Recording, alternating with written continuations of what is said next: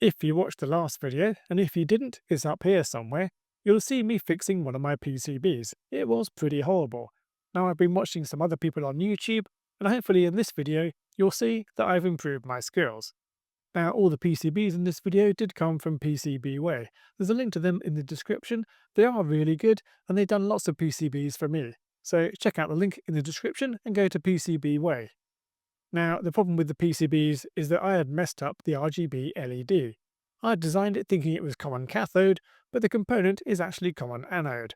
Now, you might think this should be as simple as swapping the component, but the pins do not match up, so we have to do some surgery. The first thing to do is to actually remove the LED.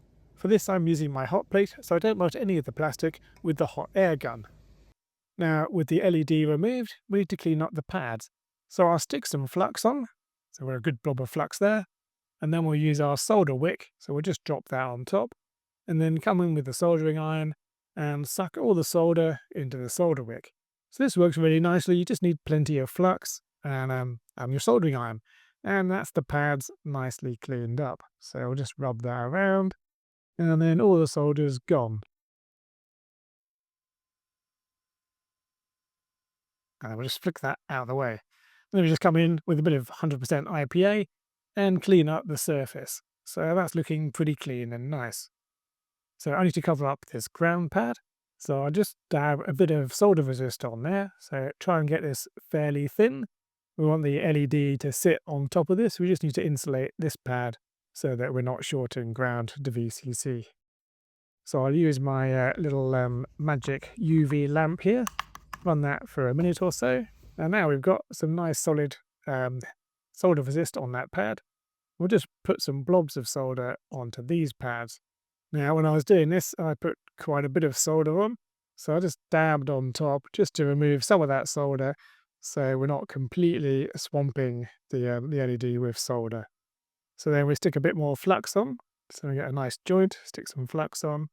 Then it's back on the hot plate. And once the solder melts, the LED will just pop straight into place. So the surface tension of the melted solder snaps it nicely into place once everything's melted. So we'll give that a bit of a weight.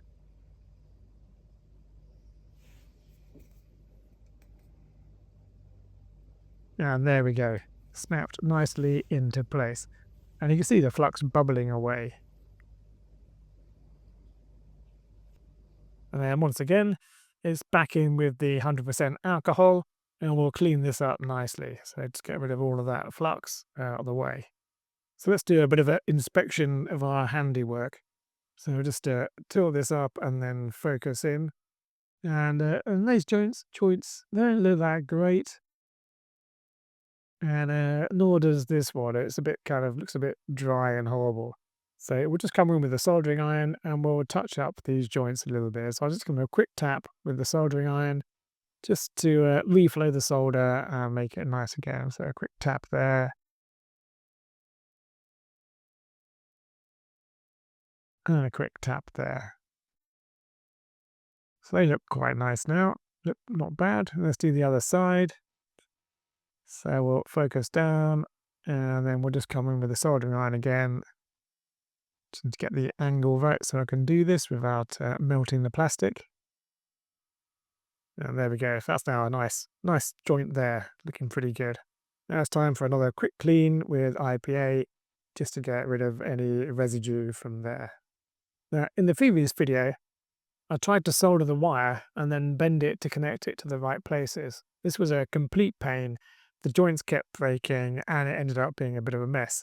So what I've done this time is I pre-shaped the wire so that it actually is the perfect shape and the perfect length, and it should connect from pin 2, where we've got 3.3 volts, to the other pin of the LED, and that will complete our circuit and turn our thing into a common anode. So here's where we're going to put it. So it will just line up nicely there and there, and I bent this so that it's pretty much perfect. So that's pretty good. But what I want to do is tin the ends of this enamel plated wire. So there's a good technique you can use to do this. I learned this recently. So I've got my soldering iron here and I've heated it up to just over 400 degrees. I'm going to put a blob of solder onto this. So stick some nice solder on. And then we'll just feed in the ends of the enamel wire that we want tinned. So that's one end done. Just leave it in for a couple of seconds. And that works really nicely. It burns off the enamel and you've got nicely tinned wire to go back onto your PCB. So we'll stick that back down. So that's back into position. Just maneuver it so it's in the right place. It's pretty awkward. It's quite hard maneuvering underneath the microscope. But there we go. So that's in approximately the right place. And what I'm going to do is I'm going to stick that down using Captain tape. So we've got our Captain tape stuck to the wire. So we'll just push this into the right position. Again, this is quite awkward. The tweezers often stick to these tiny bits of wire and pull them off the PCB. So we just push that down so that it sticks nicely. And now that's nicely secured in pretty much the right position. We can just maneuver it slightly to get it perfect. So there we go, stick that down. And now we're in a good position to actually solder these two ends of the wires up. So I'll just push it so it's in the right place. And that's looking pretty good to me. So move that wire up slightly, make sure it is really stuck down.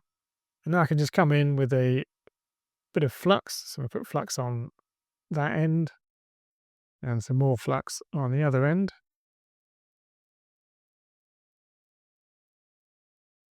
And straight in with the soldering iron and a bit of solder, and that's one end done.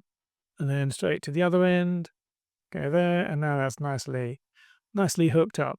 So we have a really nice joint there. It's nice and neat, much better than my previous one. And let's just beep it out to make sure it is actually connected.